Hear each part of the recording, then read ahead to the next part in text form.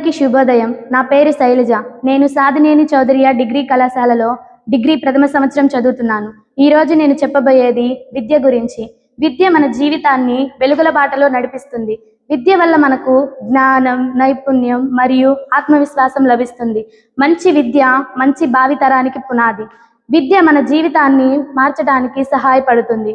విద్య మన నీడ లాంటిది. దాన్ని మన నుంచి ఎవరు వేరు చేయలేరు. పుస్తకం గొప్పతనం అందులో ఉండే విషయం మీద ఆధారపడదు, అది మనకు అందించే ఆలోచన మీద ఆధారపడి ఉంటుంది.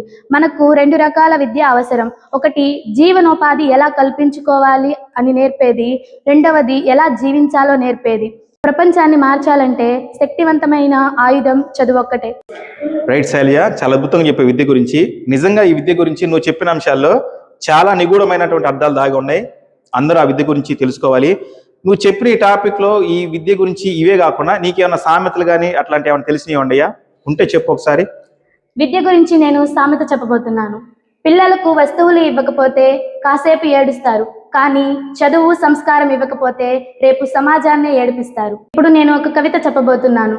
అరగమన్నా అరగనిది, కరగమన్నా కరగనిది, తరగమన్నా తరగనిది, దొంగలించాలన్నా దొరకనిది, 10 మందికి పంచేది, ప్రాణాలు పోసేది మన నిధి మన విద్య. అందుకే గొప్ప కవులు ఏమన్నారంటే, విద్య ఉద్యోగం కోసం కాదు, ఉన్నత భవిష్యత్ కోసం అన్న మాటని చాలా మంది గొప్ప గొప్ప వ్యక్తులు కూడా తెలియజేస్తూ ఉంటారు. మన తెలుగులో ఒక సామెత కూడా ఉండదు, చాలా మంది వింటూ ఉంటారు మీరు కూడా.